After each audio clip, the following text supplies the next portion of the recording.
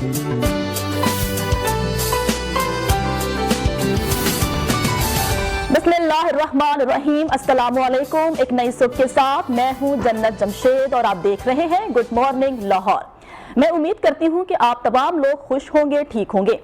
आप देख रहे होंगे कि मेरे अंदर मौसम की तब्दीली के जो वाज़े आसार हैं वो नज़र आ रहे हैं। गला खराब, जुकाम और मे बी आप भी इन तमाम चीज़ें फेस कर रहे होंगे। वैसे तो हम सब कहते हैं कि वी लव विंटर्स, लेकिन जब जुकाम होता है, गला खराब होता है, सर्दी लगती है तो हम विंटर्स को कोस भी रहे होते हैं। वैसे तो हम सारा साल विंटर का वेट करते हैं कि समर चले जाएं, विंटर्स आए, मज़ा आएगा, ये करेंगे वो करेंगे। लेकिन विंटर के आगाज़ में ही जब ये सिचुएशन होती है ना, जो इस वक्त मेरी सिचुएशन है, तो हम कहते हैं कि अब विंटर्स कब जाएंगे। बट फिर भी हमें खुश रहना चाहिए। प्रोग्राम भी करना था तो आपके सामने मैं हाजिर हूं और एक अच्छा सा इंफॉर्मेटिव प्रोग्राम आपके सामने मैं लेकर आई हूं। वैसे हम कहते हैं ना, वजूदे जन से है तस्वीरें कायनात में रंग। जी बिल्कुल, मैं खवातीन की बात कर रही हूं। अगर हम बात करें कदीम दौर की, तो तब भी खवातीन अपने आप को हसीन रखने के लिए, अपने आप को खूबसूरत बनाने के लिए नित नए तरीके अपनाती रहती थी। या फिर वो मेकअप हो, अच्छे कपड़े हो, अच्छे ज्वेलरी हो, या फिर वो तमाम चीजें हों जिससे आप अपनी स्किन को फ्रेश रख सकते हैं, स्किन को बेहतर कर सकते हैं। तो आज का प्रोग्राम भी हमारा इसी से रिलेटेड है कि हम इस मौसम में, सर्दियों में किस तरह के कपड़े पहन सकते हैं, किस तरह का मेकअप कर सकते हैं। और सर्दियों में यूजुअली हम ये भी देखते हैं कि स्किन पर बड़ा असर पड़ता है, स्किन ड्राई हो जाती है, स्किन पर ड्राई पैचेस पड़ते हैं। तो इन तमाम चीज़ों का, इन तमाम मसलों का हल लेकर मैं आज आपके सामने मौजूद हूँ। सबसे पहले अपने जो मेहमान हैं उनका तारुफ करवाए चलती हूँ। मेरे साथ मौजूद हैं डॉक्टर सरफराज, डर्मेटोलॉजिस्ट हैं। इनसे हम बात करेंगे स्किन रिलेटेड जो इश्यूज हैं कि स्किन ड्राई क्यों होती है या सर्दियों में स्किन के साथ मजीद क्या प्रॉब्लम्स हो सकती हैं, इस पर बात करेंगे। डॉक्टर साहब बहुत शुक्रिया वक्त देने के लिए। आप ठीक हैं? गला ठीक है? जुकाम नहीं है? अभी तक तो फिट है आप? चलो ये बेस्ट है कि आप फिट हैं। उम्मीद करते हैं कि आगे भी आप सेहतमंद ही रहें। Thank you so much. अच्छा, मैं एक बात कहूँगा, मैं डर्मेटोलॉजिस्ट नहीं हूँ, एस्थेटिक स्पेशलिस्ट हूँ। अच्छा, ओके। तो हम एस्थेटिक से रिलेटेड जो स्किन के इश्यूज हैं उन पर बात करेंगे। हाँ, उन पर हम बात करेंगे। यूजुअली होता यही है कि स्किन से ही रिलेट करते हैं, स्किन से रिलेटेड चीजें हैं तमाम कि हम किस तरह से अपनी स्किन को बेहतर कर सकते हैं। बिल्कुल ऐसे। क्योंकि यूजुअली सबको ही स्किन के इश्यूज रहते ही हैं। अगर किसी की ऑयली स्किन है, किसी की ड्राई स्किन है, किसी की इवन नॉर्मल स्किन भी है, तो हम उन तमाम इश्यूज पर बात करेंगे। ब्रेक लेते हैं, ब्रेक के बाद जब वापस आएंगे तो गुफ्तगू का आगाज करेंगे। साथ रहिएगा। ब्रेक के बाद आपको वेलकम कहते हैं। ब्रेक से पहले हम स्किन रिलेटेड बातें कर रहे थे कि इस मौसम में अपनी स्किन को बेहतरीन किस तरह से रखा जा सकता है। अगर कोई इशू है या कोई प्रॉब्लम है स्किन से रिलेटेड, उसको किस तरह से सर्जिकल प्रोसीजर के थ्रू हल किया जा सकता है। लेकिन सर्दियां आती हैं तो हम तजब्जुब का शिकार हो जाते हैं कि पहनना क्या है। अच्छा, सर्दियों को बेसिकली ना शादी सीजन भी कहा जाता है। सर्दियों में इतनी शादी होती है, नवंबर, दिसंबर, जनवरी, फरवरी, ये 4 आइडियल महीने हैं शादियों के लिए। किसी ना किसी की शादी हो ही रही होती है। अगर अब शादी होगी तो उसके साथ मेकअप के साथ कपड़ों के बारे में बड़ी डिस्कशन होती है कि इस साल कौन सा कलर इन है, कौन सा कट इन है, किस तरह के कपड़े पहनने चाहिए, कपड़े के ऊपर किस तरह का काम होना चाहिए। इस पर भी बात करेंगे। हमारे साथ मौजूद हैं फैशन डिजाइनर नरगिस। कैसे नरगिस साहब? अल्हम्दुलिल्लाह। आप ठीक ठाक? हल्का सा गला खराब है। देखा, मैंने कहा था ना, इस मौसम में 5 में से 4 लोगों के ना गले खराब हैं, जुकाम है। But get well soon, much better. Get well soon. आप जल्दी जल्दी ठीक हो जाएं। सबसे पहले सर मैं आपकी तरफ ही आऊंगी, गुफ्तगू का आगाज आप ही से करूंगी।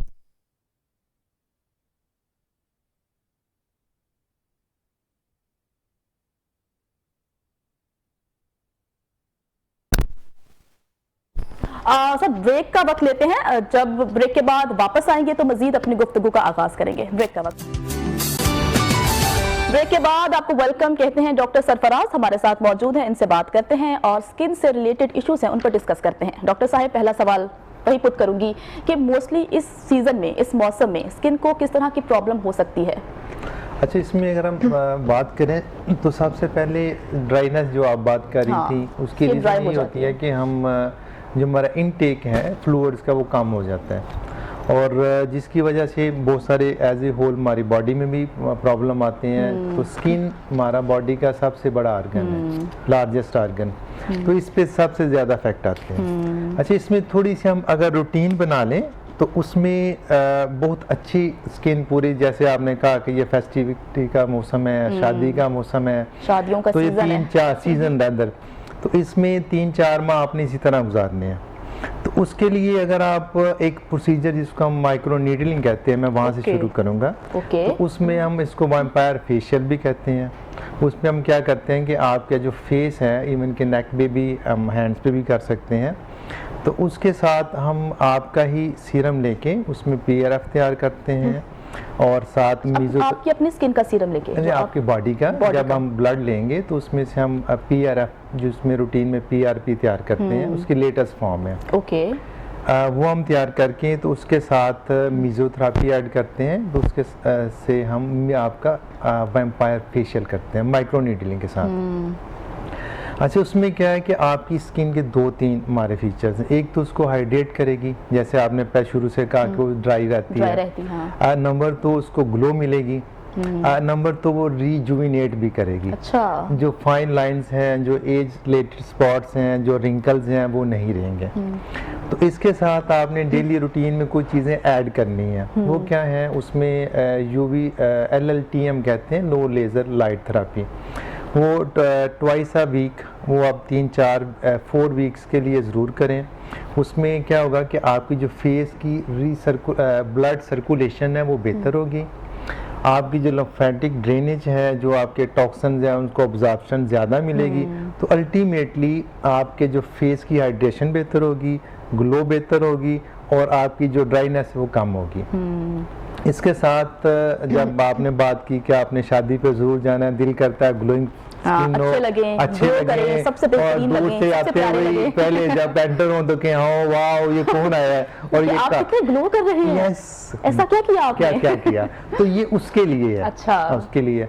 और फिर इसमें एक टिप ये है कि वंस इन अ वीक आप इसकी केमिकल पील हम कहते हैं उसको, वो जब आपने किसी भी फेस्टिविटी पे जाना हो तो 10 मिनट्स पहले वो आप कर लें। वो किसी एस्थेटिक सेंटर पे भी हो सकती है, मैं इनके घर भी हम कर सकते हैं। तो इमीडिएट आपको ग्लो मिलेगा और रेडिएंट स्किन होगी आपकी। तो वही जो वाह वाला आपका एटीट्यूड, वो डेफिनेटली रिस्पांस मिलेगा। क्योंकि तारीफ सबको बेहतर लगती है, अच्छी लगती है। तो अगर कोई बोले कि आप बहुत प्यारे लग रहे हो, बहुत ग्लो कर रहे हो, तो खुश तो आप होंगे। और अच्छा, जब आप खुश होंगे तो मजीद ग्लो आएगा आपके फेस पे। यस, वो उसको एनहांस करेगा डेफिनेटली, बिल्कुल ऐसे है। तो उसके साथ आप जिस प्रोसीजर की आप बात कर रहे हैं, ये कितना अरसा रहेगा? ये आपका 2 से 3 माह रहेगा। ओके। अगर बेहतर ये है कि जैसे ये इतना ड्राई वेदर है तो इसमें आप उसको रूटीन में 2 माह के बाद रिपीट करवा लें तो आपके 4 माह हैं, नवंबर, दिसंबर, जनवरी, फरवरी बहुत अच्छे गुजरेंगे। उसके साथ शादियां अच्छी गुजरेंगी। बहुत अच्छी गुजरेंगी, अच्छी नहीं गुजरेंगी, बहुत अच्छी गुजरेगी। अच्छा, उसमें आपने देखा होगा कि जैसे हम अभी बैठे हैं, बहुत सारी लाइट्स हैं, शादी के ऊपर भी बहुत सारी लाइट्स होती हैं और बहुत सारा जो आपने केमिकल है वो यूज़ करती हैं। और उसके लिए जो आपके फेस के ऊपर जो केमिकल रिएक्शन आते हैं और जो एज रिलेटेड आपकी ग्लो कम होती है, उसको भी ये रिस्टोर करती हैं। उसके लिए एक तो ये प्रोसीजर हुआ, बाकी कुछ आपकी जो रूटीन लाइफ है 24 आवर, वो भी हमने एडजस्ट करनी है। अच्छा, होता क्या है, हम शादी पे गए हैं, 2-3 बजे आ रहे हैं, फिर हमारी नींद भी डिस्टर्ब है, फिर खाना भी डार्क सर्कल हैं, फिर आपको क्या होगा कि आपकी जो डाइट है वो भी डिस्टर्ब होगी, इनटेक आपका अच्छा नहीं है। और इसके साथ जो फ्लूइड बड़ी अच्छी बात कि हम जितना मर्जी प्रोसीजर्स करवा लें, फेशियल करवा लें, लेकिन जब तक आपकी डाइट अच्छी नहीं है ना, वो ग्लो, जो नेचुरल ग्लो आपकी स्किन पे नहीं आ सकता। नरगिस की मैं तरफ जाऊंगी कि चलो ग्लो तो आ गया, हम डॉक्टर साहब के पास गए, उन्होंने अच्छा सा ट्रीटमेंट किया, ग्लो आ गया, हम प्यारे लग रहे हैं। कपड़े कैसे पहने? सर्दियों में हम बहुत कंफ्यूज होते हैं क्योंकि सर्दियों में बहुत से ऐसा स्टफ है जो हम नहीं पहन सकते क्योंकि सर्दी होती है। तो आजकल क्या ट्रेंड में है, क्या पहन कर जाएं शादियों में? जैसा कि आपने बताया कि वाकई शादियों का सीज़न है और फॉर्मल्स ही ज़्यादा ट्रेंड में हैं आजकल, जिसमें सबसे पहले तो साड़ियाँ बहुत ज़्यादा ट्रेंड में आ गई हैं, रिपीट हुई हैं अगेन, क्योंकि कुछ साल से उनका इतना फैशन नहीं था, लोग नहीं पहन रहे थे, लेकिन अब दोबारा से वो ट्रेंड में है। और लहंगा चोली शॉर्ट ब्लाउज के साथ वो बहुत ट्रेंड में है। मैक्सीज तो हैं ही, वो तो कैजुअल भी चल रही हैं, फॉर्मल्स भी चल रही हैं। तो वही बात जैसे आपने कही कि चेहरा तो चले अच्छा हो गया, मेकअप भी आपने करवा लिया, लेकिन ओवरऑल आपकी पर्सनैलिटी को जो मजीद पॉलिश है वो आपका ड्रेस है, वो आपके कपड़े हैं। एग्जैक्टली, आपकी ड्रेसिंग से आपकी पर्सनैलिटी टोटल चेंज हो जाती है। तो अपनी हाइट के हिसाब से, अपने कंप्लेक्शन के हिसाब से इसको चूज करें, स्पेशली अपने इवेंट को मद्देनजर रखते हुए कि अगर आप मेहंदी में जा रहे हैं तो आपको उसके पॉइंट ऑफ व्यू से कुछ पहनना है, और अगर बारात की सेरेमनी है तो आपने उसके पॉइंट ऑफ व्यू से कुछ पहनना है, एंड देन वलीमा पे पेस्टल टोन्स। तो ये चीजें अभी ट्रेंड में जा रही हैं। जैसे आपने बात किया कि आपको पता होना चाहिए कि आपने मेहंदी पे क्या पहनना है, ढोलक पे क्या पहनना है, बारात पे, वलीमे पे क्या पहनना है। अगर मैं सवाल पुट करूं आपसे कि मैं शादी पे जा रही हूँ, तो अगर मैं मेहंदी पे जा रही हूँ तो किस कलर का इंतखाब करूं? येलो, या येलो अब आउटडेटेड हो चुका है। मोस्टली तो येलो ही लोग सिलेक्ट करते हैं, बट अभी ऑरेंज भी ट्रेंड में है, हॉट पिंक है, बॉटल ग्रीन है, इस तरह के जो डार्क शेड, ब्राइट शेड्स हैं, वाइब्रेंट। काफी शादियां सुबह में, दोपहर में होती हैं। एग्जैक्टली। तो ओपन आजकल कलर का इंतखाब करना कि किस कलर का ड्रेस पहनना मुश्किल होता है अगर शादी सुबह में है। अगर मॉर्निंग का आपका इवेंट है तो उसमें डार्क कलर्स को थोड़ा अवॉइड करें, पेस्टल जो है वो ज्यादा सॉफ्ट कलर्स अच्छे लगते हैं। और जितना भी डेकोर भी देखने में आजकल आ रहा है वो वाइट रोजेस के साथ ज्यादा आ रहा है ओपन में, तो उसके साथ अच्छे लगते हैं। पेस्टल में आप लाइट बेज टोन्स कर लें, गोल्ड टोन्स कर लें, पीची टोन्स कर लें, बेबी पिंक, ये बहुत कूल लगता है। अच्छा डॉक्टर साहब, मैं आपकी तरफ आऊंगी।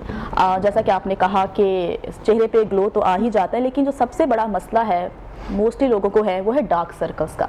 वैसे हम सब घरेलू टोटके तो वो करते ही हैं कि आप आलू का इस्तेमाल कर लो, खीरे का इस्तेमाल कर लो, या फिर आप टी बैग्स फ्रिज में रखो, देन आप अपनी आंखों के ऊपर रखो तो आंखें बेहतर होती हैं, ठंडक आती है, डार्क सर्कल्स खत्म होते हैं। लेकिन जो प्रोसीजर आप बताएंगे जिससे कि जल्दी जल्दी खत्म हो जाए, जल्दी जल्दी वाला तरीका। अच्छा, जल्दी जल्दी शॉर्टकट वाला। अच्छा, शॉर्टकट बेसिकली बात जो आपने पहले हम डिस्कस कर रहे हैं कि जब तक आपकी डेली रूटीन ठीक नहीं होगी, जिसकी वजह से आपको डार्क सर्कल हो रहे हैं, हम जितने मर्जी टोटके कर लें, हम जितने मर्जी प्रोसीजर्स कर लें, वो फिर आने ही आने हैं। आपका फ्लूइड इनटेक अच्छा हो, आपका जंक फूड कम हो, आपके जो फ्रूट्स हैं, वेजिटेबल्स हैं, वो अच्छी इनटेक में आए, तो आपकी वो चीज़ें इंटरनल इम्यूनिटी स्ट्रांग होगी। फिर हम जो भी प्रोसीजर करेंगे उसमें लेज़र्स हैं, उसमें माइक्रो नीडलिंग है, उसमें फिलर्स हैं, हम बहुत कुछ यूज़ कर सकते हैं डिपेंडिंग अपॉन द। क्या फिलर से डार्क सर्कल्स खत्म हो सकते हैं? काफ़ी हद तक। अच्छा। वो उसमें एक्चुअली जो हम करते हैं, हम नेचुरल फिलर्स तैयार करते हैं। अच्छा, नेचुरल फिलर्स क्या है? तो क्या प्रोसेस होता है? अच्छा, उसमें ही हम उसी क्लाइंट का ब्लड लेके तो उसके हम PRP PRF तैयार करते हैं, तो वो हम यूज़ करते हैं। इवन के जो लिप्स प्लम्पिंग के लिए भी हम वही यूज़ करते हैं। इवन के प्लम्प को लिप्स को ग्लो देने के लिए भी हम वो यूज़ करते हैं। तो उससे ना तो आपको रेडनेस आती है, ना आपको वो अगली सी लुक आती है। तो उसके साथ हम आपके नेचुरल ही फिलर तैयार करते हैं। तो मेन उसके साथ हम बड़ा अच्छा आपका 3 से 4 महीने बड़े अच्छे गुजरते हैं। लेकिन हमारे प्रोसीजर का बेनिफिट वही है कि आपकी डाइट अच्छी हो, नींद अच्छी हो, और अगर स्मोकिंग है तो क्विट करनी पड़ेगी। अच्छा। यस, और आपकी जो रूटीन है वो रिदम में आनी चाहिए। ये नहीं कि मैं एक दिन 2 घंटे सो रहा हूँ तो दूसरे दिन मैं 8 घंटे सो रहा हूँ। मतलब डाइट में पानी का इस्तेमाल ज्यादा से ज्यादा, क्योंकि सर्दियों में पानी हम नहीं पीते इतना, कम पीते हैं, तो उसकी वजह से ड्राई स्किन भी आती है, आपके डार्क सर्कल भी आते हैं, पिगमेंटेशन भी आती है, और जो आपकी रिंकल्स हैं वो जल्दी आते हैं। तो एक बात मैं ऐड करूँगा, जैसे मैम ने भी कहा कि जो मॉर्निंग के अब शादियाँ सर्दियों में ज़्यादा होती हैं, तो आपने वहाँ पे सन ब्लॉक जो है वो ज़रूर यूज़ करना है, जिसको मैं कहता हूँ कवर रिकवर, कि आपने सनलाइट में जाने से पहले आधा घंटा सनस्क्रीन ज़रूर यूज़ करनी है। और वो ब्रॉड स्पेक्ट्रम होनी चाहिए जो कि पूरी यूवी लाइट के स्पेक्ट्रम को वो ब्लॉक करे। ये नहीं कि वो जो आप 30 यूज कर रही हैं ब्रॉड। सर आपने बड़ा अच्छी बात की है, और मैं सवाल भी पुट करूंगी, क्योंकि जब हम सन ब्लॉक बाय करने जाते हैं या लेने जाते हैं तो किन चीजों को देखना चाहिए, क्योंकि इतने ज्यादा सन ब्लॉक्स हैं, कुछ 60 प्लस 30 प्लस, SPF को देख के बड़ी कंफ्यूजन होती है कि हमारी रिक्वायरमेंट क्या है बेसिकली और एटमॉस्फेयर में। अच्छा, इसमें ना कुछ 1-2 टेक्निकल टिप्स हैं। आप ब्रॉड स्पेक्ट्रम ले, नंबर 1। नंबर 3 अब थोड़े से आने शुरू हो गए हैं, उसमें एंटी एजिंग भी, एंटीऑक्सीडेंट्स भी ऐड कर रहे हैं। ओके, हाँ, उसकी आपकी स्किन की ग्लो भी बेहतर होती है और आपको प्रोटेक्शन भी मिलती है। तो यूजुअली कोशिश करें, आप ज़रा इंग्रेडिएंट्स देख लेंगे, उसमें ब्रॉड स्पेक्ट्रम है नंबर 1, नंबर 2 में एंटीऑक्सीडेंट ऐड है कि नहीं, और इवन के उसमें अगर कुछ ऐसे पेप्टाइड्स भी ऐड करने शुरू कर दिए हैं जिसकी वजह से आपकी स्किन की टेक्सचर भी बेहतर रहता है और जो ग्लो है वो भी अच्छी रहती है। और ग्लीसी ना हो बहुत ज़्यादा, वो आपको दूर से लग रहा हो किसी ने कुछ ना कुछ लगाया हुआ है, वो नहीं होने चाहिए। बड़े नॉर्मल जिस तरह मॉइस्चराइज़र होता है उस तरह आनी चाहिए। और इसमें इम्पोर्टेंट ये है ऐसा होता है कि कुछ सनब्लॉक्स आपकी स्किन को ड्राई कर देते हैं। यस, इशू अच्छा, बहुत है। उसमें इम्पोर्टेंट ये है, बड़ा अच्छा क्वेश्चन आपने किया कि आपको खुद पता है कि आपकी स्किन ड्राई है या ऑयली है। ऑयली है, ठीक है। अगर आप वो सन ब्लॉक यूज़ करेंगे जो आपकी स्किन को ड्राई करते हैं, तो ड्राई स्किन पे लगाएंगे तो आपके पोर्स भी ब्लॉक होंगे, आपकी स्किन का डैमेज भी ज़्यादा होगा, आपकी जो एजिंग फैक्ट है वो ज़्यादा आएंगे, और इन द लॉन्ग रन आप पेशेंट आके कहता है डॉक्टर साहब समझ नहीं आई कि ये यहाँ पे इतनी जल्दी डार्क सर्कल, रिंकल्स और ये फाइन लाइंस कैसे आ गई, ब्लैक स्पॉट्स पड़ गए। ब्लैक स्पॉट पड़ गए। इसी तरह अगर आपकी ऑयली स्किन है और आप वही सन ब्लॉक ले रहे हैं जो ऑलरेडी ऑयली है, तो वो आपके ऑयल को इंक्रीज करेगा। तो अल्टीमेटली वो क्लाइंट क्या कहता है, जी डॉक्टर साहब मुझे एक्ने बड़ी जल्दी से बननी शुरू हो गई है, पिगमेंटेशन भी आनी शुरू होगी, बार बार जो है वो पस वाले दाने बनते हैं। तो ये उसमें बड़ा इंपॉर्टेंट है कि आपको पता हो कि आपकी स्किन कैसे बिहेव करती है। तो इसी तरह अपनी की जो रूटीन, आपकी डेली जो रूटीन है वो कैसी होनी चाहिए, उसमें वही मैं इसको डिवाइड करता हूँ 2 हिस्सों में कि एक्सटर्नल हमने क्या करना है और इंटरनली हमने क्या करना है। इंटरनली जो हमने बातें की, दोनों चीज़ें ज़रूरी हैं, बहुत ज़रूरी है। ये ऐसी भी मिसाल देता हूँ, आप बारिश में खड़े हैं तो मैंने आपको एक अम्ब्रेला पकड़ा दिया, वो कितनी देर आपको भीगने से वो आ सकता है। आपने अल्टीमेटली बिल्डिंग के अंदर आना है। तो इसी तरह जब हम प्रोसीजर करते हैं तो एक तरह का अम्ब्रेला होता है, हम आपको कहते हैं कि आपको इतनी देर प्रोटेक्ट करेगा। सबसे पहले आपको पता होना चाहिए कि आपकी स्किन ऑयली है, ड्राई है या नॉर्मल है, उसी के बाद आप स्किन का ट्रीटमेंट कर सकते हैं। नरगिस, मैं आपकी तरफ आऊंगी कि बच्चियों को कुछ भी पहना दें वो अच्छी लगती हैं, प्यारी लगती हैं, लेकिन ऐसी भी ख़वातीन हैं जो कि 40 की होंगी, 45 की होंगी, 60 की भी हो सकती हैं। उन्हें किस तरह के कपड़े पहनने चाहिए? अब उनकी भी ख्वाहिश है, वो भी चाहती हैं वो प्यारी लगे, अच्छी लगे, हसीन लगे, तो वो क्या पहने? एग्जैक्टली ऐसा ही है। मेरी कुछ क्लाइंट्स हैं जो 40+ हैं और एज के साथ साथ वो शायद ज़्यादा कॉन्शियस हो जाती हैं जब वो देखती हैं कि ये नेचुरल है। एग्जैक्टली, तो वो ज़्यादा कॉम्प्लेक्स में आ जाती हैं कि हम स्मार्ट लगें और हम हेल्दी ना लगे। स्पेशली जो थोड़ा सा बल्की लुक आती है वो बड़ी कॉन्शियस होती हैं कि हम ऐसा क्या पहने कि हम स्मार्ट लगे। तो मैं सबसे पहले तो उनको ये सजेस्ट करती हूँ कि आप योगा या कोई एक्सरसाइज जरूर करें, क्योंकि आप जो मर्जी पहन लें, जो आप हैं वो तो आप दिखेंगे, बट ड्रेस काफी हद तक मैटर इसलिए करता है कि आपकी फिजिक पे शॉर्ट लेंथ शर्ट अच्छी लगती है या लॉन्ग में, वो काफी हद तक आपको कवर जरूर कर देगा वक्ती तौर पे। लेकिन जो बेस्ट थिंग है वो यही है कि आप अपनी रूटीन सेम, जैसे डॉक्टर साहब ने कहा कि अपनी रूटीन जो है ना वो इस हिसाब से अपनी प्लान करें कि वो हर चीज पे आपके अच्छे इफेक्ट्स आए। देन ड्रेस को लेकर हम ये करते हैं कि लॉन्ग शर्ट्स आजकल ज्यादा ट्रेंड में है, मैक्सीज में थोड़ा कवर्ड हो जाता है, लाइक आपकी वेस्ट, आपका अगर पेट थोड़ा बड़ा हुआ है तो लॉन्ग मैक्सीज में चुनेट्स डाल के हम उसको थोड़ा सा कवर कर सकते हैं। शरारा पहनना चाह रही हैं तो नहीं, गरारा तो बिल्कुल भी नहीं। गरारा तो यू नो कि शॉर्ट शर्ट के साथ होता है, उसमें तो आपकी थाइज और लॉन्ग शर्ट के साथ पहन सकते हैं। हाँ, उसके साथ आप पहन सकते हैं। एग्जैक्टली, अगर लूज बेल बॉटम है या प्लाजो है उसके साथ आप पहन सकते हैं, बट वो भी डिपेंड करता है कि अगर आप बल्की हैं तो आपकी हाइट क्या है। अगर आपकी हाइट शॉर्ट है और आप बल्की भी हैं तो आप इतने लूज में मत जाएं, फिर वो ज्यादा ही आप हेल्दी लुक देंगे। अच्छा, बर्गर्स पिज्जा खाने वाली जनरेशन है तो काफी लड़कियां वो भी काफी बल्की होती हैं। अगर उनकी शादी हो रही है और वो बल्की हैं तो वो किस तरह का ड्रेस पहने? अब वो अपनी शादी पे शलवार कमीज तो नहीं पहनेगी, वो कोशिश करेंगी वो गरारा पहने, शरारा पहने, लहंगा पहने, वो क्या करे? मैं ज़्यादा ये सजेस्ट करती हूँ जो बल्कि ब्राइडल्स हैं, स्पेशली अभी वेडिंग सीजन है तो इस पे बात करते हैं, तो इसके लिए तो आप ज़्यादा शॉर्ट ब्लाउज में ना जाएं, क्योंकि जब आप ज़्यादा शॉर्ट ब्लाउज में जाएंगी तो वो ज़्यादा प्रोमिनेंट हो जाएंगी। आपका जो फोकस, जो भी आपको देखेगा उसका फोकस जो है आई ब्लिंक करेगी, आपकी क्लिक करेगी आपके फ्रंट पोस्चर पे। तो उसके बाद आप थोड़ी सी लॉन्ग शर्ट में जाएं और लहंगे के साथ, और देन ये भी क्लाइंट फिर इंटरेस्ट लेते हैं कि इस शर्ट को फिर हम शादी के बाद ट्राउजर के साथ भी यूज कर सकते हैं, तो वो प्लस पॉइंट भी है। आप लॉन्ग शर्ट के साथ लहंगा कर लें, अच्छा, उस लहंगे के ऊपर या उस शर्ट के ऊपर कितना काम होना चाहिए, वो बहुत मैटर करता है। जब बहुत बड़ी हुई शर्ट होगी ना तो आप बल्कि लगेंगे, हैवी लुक आती है ना। एग्जैक्टली। और जो ज्यादा स्किनी होते हैं हम उनको सजेस्ट करते हैं कि आप थोड़ा बड़े बड़े मोटिव्स में जाएं, ताकि आपको थोड़ा सा आपको प्रोमिनेंट ब्राइडल लुक आए, रॉयल लुक आए। और जो बल्कि होते हैं उनको हम सजेस्ट करते हैं कि आप छोटे मोटिव में कुछ बनवाएं, और मटेरियल भी हम उस हिसाब से चूज करते हैं जो ज्यादा उभरा हुआ ना हो, ज्यादा प्रोमिनेंट ना हो, वो आपको ज्यादा प्रोमिनेंट करता है। तो ये सब चीजें बहुत मैटर करती हैं जब आप छोटे छोटे पॉइंट को इस तरह से डिस्कस करते हो। स्पेशली मैं अपनी ब्राइडल्स के साथ 2-3 सिटिंग्स जरूर रखती हूँ कि एक स्टार्ट करने से पहले प्रॉपर्ली उनका माइंड देखती हूँ। सबसे पहले यही पूछती हूँ कि आपकी चॉइस क्या है, ताकि उनको ये ना लगे भाई डिजाइनर के पास आए थे तो पता नहीं उन्होंने अपनी मर्जी हम पे थोप दी और ये जबरदस्ती पहना दिया।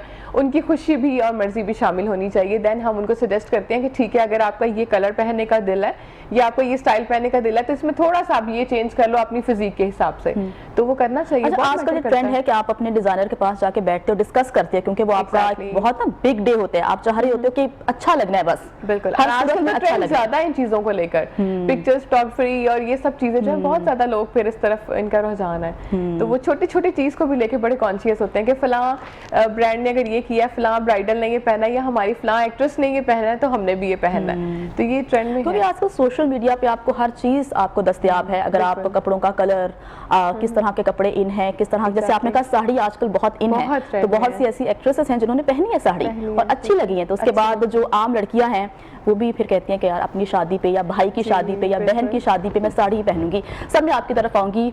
चेहरा तो प्यारा होता है अक्सर लोगों का, हाथ प्यारे नहीं होते, तो हाथों की खूबसूरती के लिए क्या करें? बिल्कुल, हाथ और पाँव दोनों को हाथ और पाँव फील हो रहा होता है ना। अच्छा, बेसिकली सबसे बड़ा मसला है सर ये। मैम ने बात की ना कि मसला ऑफ द डे, मसला डेफिनेटली एस्थेटिकली आपने सारी चीज़ों को लेबल करना है। जैसे बड़ा अच्छा इनका पॉइंट ऑफ व्यू है कि वो हमने उसको लेबल करना है कि उसकी अपनी चॉइस भी क्या है, और हमने कपड़े ऐसे देने हैं कि लोग उसके कपड़ों पे फोकस करें, उस पे नफ करें, और एस्थेटिकली सारी चीज़ें हमने बैलेंस करनी है। तो अगर हम उसके जो हैंड्स हैं हम उनको भी रिजुविनेट कर सकते हैं, जो उनके फीट हैं, इवन के लोअर लेग्स जो हैं उनको भी हम रिजुविनेट करके अपनी फेस, हैंड्स और लोअर लेग्स की, फीट की हम टोन एक जैसी कर सकते हैं।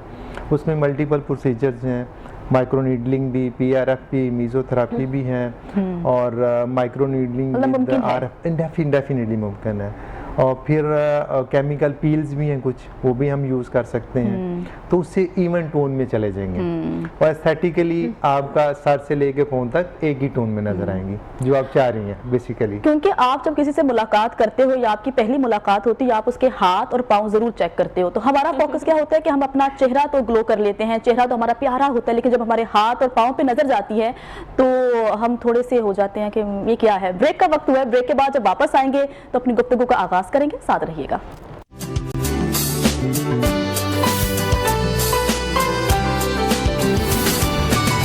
ब्रेक के बाद आपको वेलकम कहते हैं। हम बात कर रहे हैं कि सर्दियों के जहां प्लस पॉइंट्स हैं वहीं पर नेगेटिव पॉइंट्स भी हैं, वो हैं स्किन रिलेटेड इश्यूज।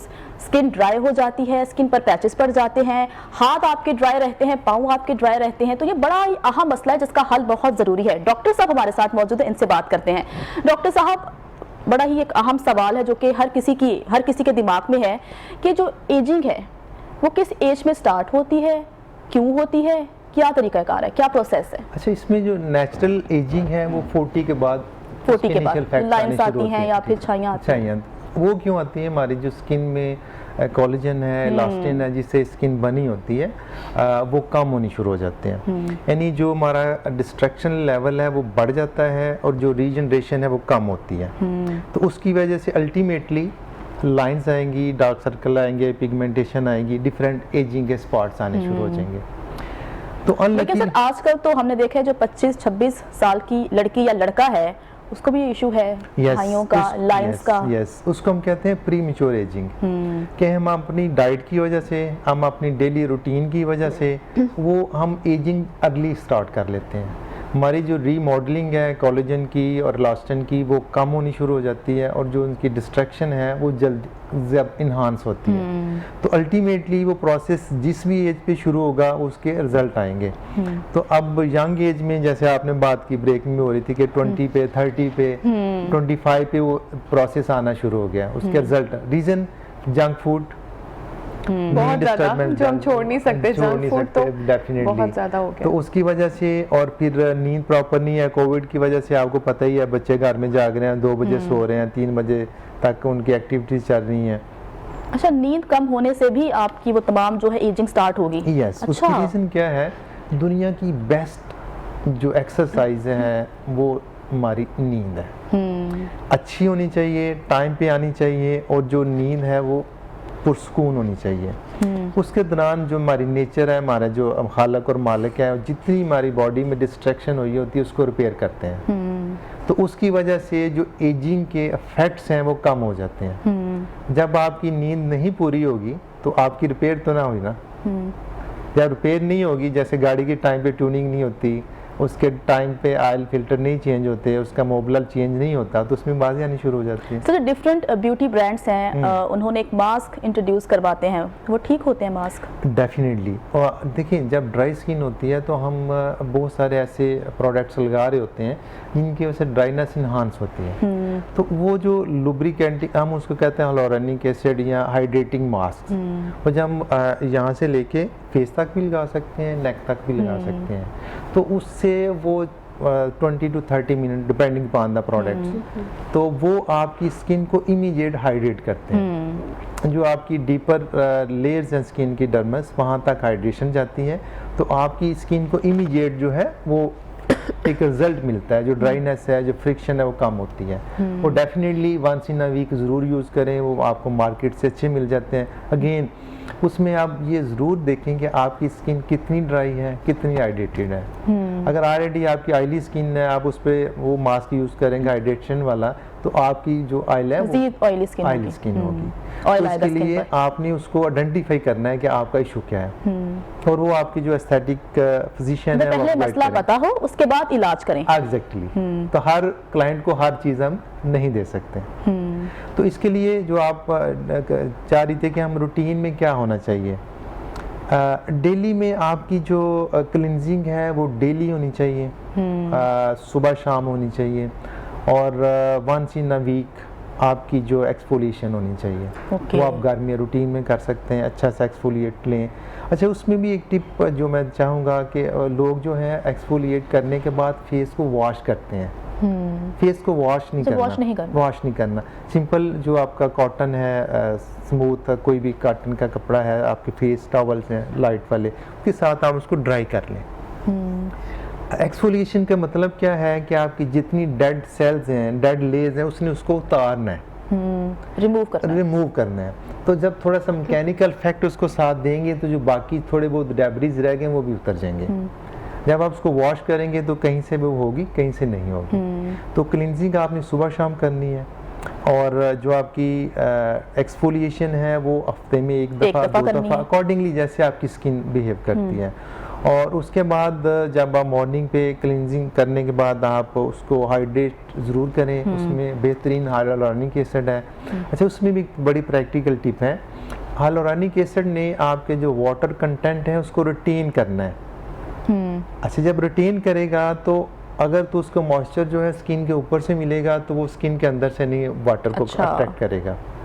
तो हाइलुरोनिक एसिड जो है आपने जब हल्का सा चेहरा वेट हो तो आपने फिर अप्लाई करना है, ताकि उसी वाटर को वो रिटेन कर ले और आपकी स्किन में अब्जॉर्ब हो जाए सारा। तो आप यहाँ से लेके यहाँ तक उसको अच्छा से अच्छी सी स्किन की रूटीन आपकी होनी चाहिए। नरगिस, आपकी तरफ में आऊंगी।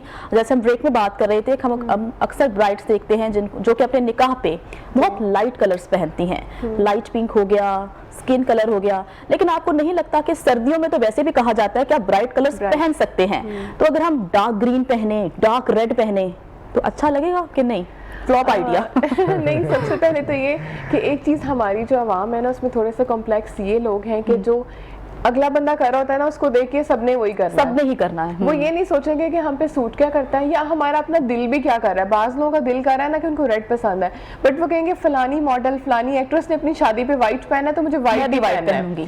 तो इसलिए हम सजेस्ट करते हैं कि थोड़ा सा ब्राइट वाइब्रेंट अपने आप को एक ब्राइडल के लिए रॉयल लुक में, थोड़ा सा फेम लुक में देने के लिए कुछ तो डार्क शेड इसमें ऐड करें, और कुछ नहीं तो फिर मैं कोई पर्ल्स या कुछ इस तरह का मटेरियल यूज कर लेती हूँ उसके हैंडमेड काम में, अड्डा वर्क में, कि वो थोड़ा सा उसको ब्राइट लुक दे, खिला खिला सा लुक दे। जो लड़कियां आती हैं वो कहती हैं कि हमें ब्राइट कलर पहनना है, या वो ये कहती हैं कि जैसा आयजा ने पहना था या जैसा इकरा ने पहना था वैसा पहनना है? सेम ये ज्यादा कहने को मिलता है कि पिक्चर्स तो आती है ना, सबसे पहले पिक्चर्स आती हैं कि मैम हमने आपको सेंड की है ये पिक्चर, इस तरह का हमें कुछ चाहिए। ये एक देखा जाए तो इजी वे भी है सोशल मीडिया के थ्रू, के पिक्चर्स के थ्रू हमें उसका माइंड क्लियर हो जाता है कि हमारी क्लाइंट क्या चाह रही है। एग्जैक्टली। और उसके बाद अब कुछ लोगों ने स्ट्रेट फॉरवर्ड ये कहना शुरू कर दिया कि रेड नहीं चाहिए। अच्छा। अब ब्राइडल का एक वो स्पेसिफिक जो एक लोगो था ना कि रेड में ही ब्राइडल होती है, मतलब बारात में भी रेड नहीं कर रहे हैं, अब तो लोग चेंज कर रहे हैं। स्पेशली जो शेंडी का आप एक ट्रेंड आ गया, शेंडी ऑब्वियसली मेहंदी एंड बारात कंबाइन है, तो उसमें हम फिर कुछ मेहंदी के कलर्स भी डाल देते हैं, कुछ बारात के मिक्स करके उसे एक वाइब्रेंट सा, एक ब्राइट सा कलर का उसका हम बना देते हैं आउटफिट, जिसमें उसको लगे कि मेहंदी भी शामिल है, colours bright yellow, bottle green जैसे आपने जिक्र किया, रेड है, हॉट पिंक है, मजेंटा है, पर्पल टोन्स हैं, वो डाल देते हैं। और अगर उनको चाहिए डे टाइम के लिए कि हमें अगर ओपन में हमारा इवेंट है डे लाइट में और हमें सॉफ्ट में चाहिए, तो फिर हम उसको ज़्यादा पीची टोन्स हो गई, गोल्ड की टोन्स होगी, डल गोल्ड, पीची गोल्ड, इस तरह से कुछ सजेस्ट करते हैं कि वो थोड़ा soft look they, because already sunlight इतना वो एक डार्क इफेक्ट दे रही होती है, आपको हॉट वार्म इफेक्ट दे रही होती है, तो उसको सॉफ्ट करने के लिए लड़कियां ये भी कहती होंगी कि तस्वीरों में अच्छा है, वो कलर वो जो तस्वीरों में अच्छा है, पिक्चर में अच्छा आना चाहिए। तो उसमें आपको काफी हद तक मेकअप भी काउंट करता है, आपका हेयर टू भी काउंट करता है, हर एक चीज की आपकी स्किन जो नेचुरल क्या है। देखिए सबसे पहले जैसे डॉक्टर साहब ने जिक्र किया कि स्किन सबसे पहले आपकी अच्छी होगी तो आपका मेकअप अच्छा होगा। अगर आपकी स्किन इतनी रफ है तो आपकी ब्यूटिशियन भी आपको ये जरूर कमेंट करेगी आपकी स्किन पे स्टे नहीं कर रहा, मेकअप स्टे नहीं करता। तो सबसे पहले तो वही बात है कि अपनी रूटीन ठीक करें, आपका एक जो होता है इनर सिस्टम वो सारा ठीक होना चाहिए, उसके बाद ये चीजें फिर ऐसा ऐसा मेकअप होता है ना वो देखने में इतना अच्छा नहीं लगता, लेकिन जब पिक्चर्स आती है ना तो बहुत अच्छी ब्राइट लग रही होती है, और वो ब्राइट कलर्स में ही ज्यादा अच्छी आती हैं।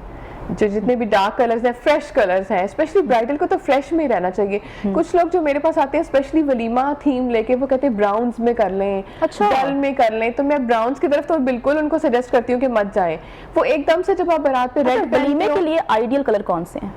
आजकल जो ज्यादा ट्रेंड में है वो तो आइस ब्लू है, आइस ब्लू में है, पीच में है जो आपको बड़ा फ्रेश कलर देता है, पीच बहुत प्यारा कलर है। बेबी पिंक एंड लाइट फिरोजी तो बहुत पुराना चल ही रहा है, उसको थोड़ा सा इन्होंने मॉडर्नाइज करके अब समझ ले कि आइस ब्लू बहुत प्यारी टोन है, वो बहुत फ्रेश लुक देता है, उसके साथ मेकअप बहुत अच्छा होता है, फ्रेश फ्लावर्स आप बालों में कैरी करें वो बड़ा अच्छा लुक देता है। तो काफी सारी उसके साथ आजकल जो देखने को मिल रही है वो आइस ब्लू में ज्यादा है, और व्हाइट बहुत ज्यादा ट्रेंड में है, अगेन काफी टाइम से चल रहा है, व्हाइट ट्रेंड में है। अच्छा, व्हाइट शादियों के लिए? व्हाइट शादियों के लिए बहुत ट्रेंड में है, निकाह पे स्पेशली व्हाइट एंड गोल्डन का बहुत ट्रेंड है।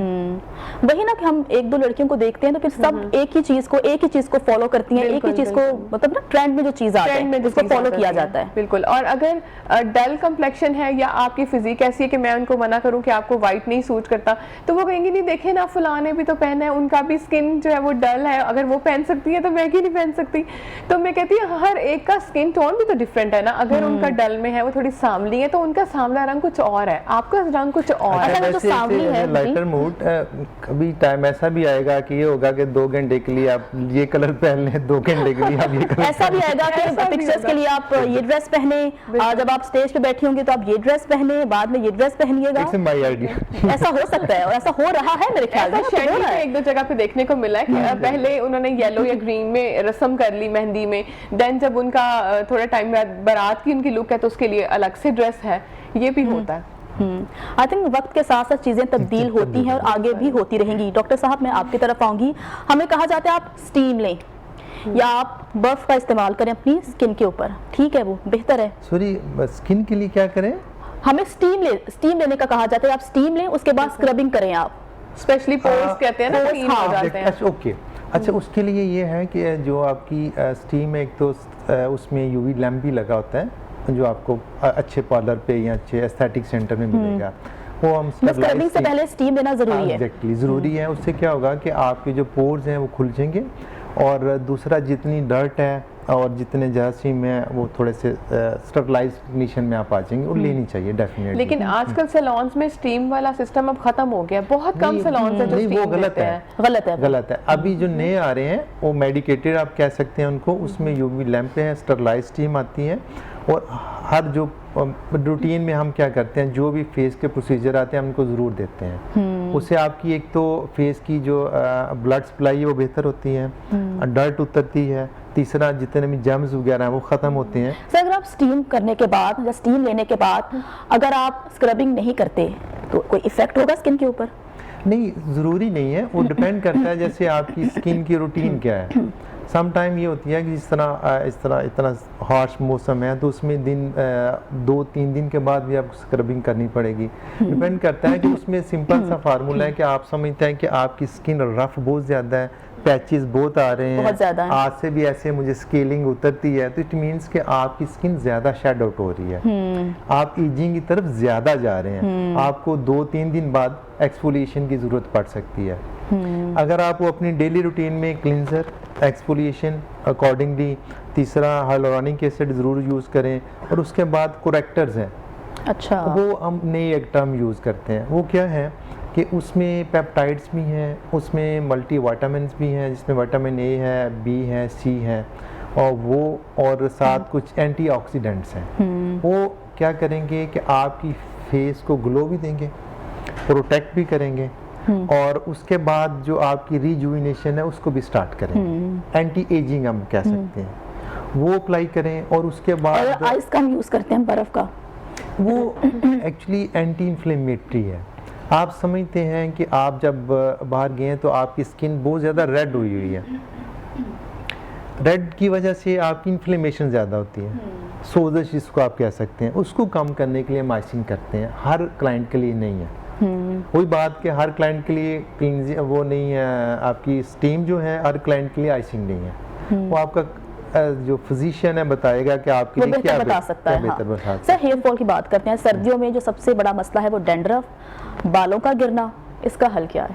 अच्छा, अगेन वही रीज़न जो आपका फ्लूइड इनटेक कम है, कम होगा, आपकी जो स्केलिंग होगी, डेड टिश्यू उतरेंगे, वो वहीं पे इन्फेक्शन होगा बार बार, तो उसमें फंगल इन्फेक्शन भी होगा, डैंड्रफ भी बनेगी, और अल्टीमेटली आपकी बालों को ग्रोथ नहीं मिलेगी, तो वो मिनिएचराइजेशन की तरफ जाएंगे, पतले होंगे, छोटे होंगे और वो गिरेंगे।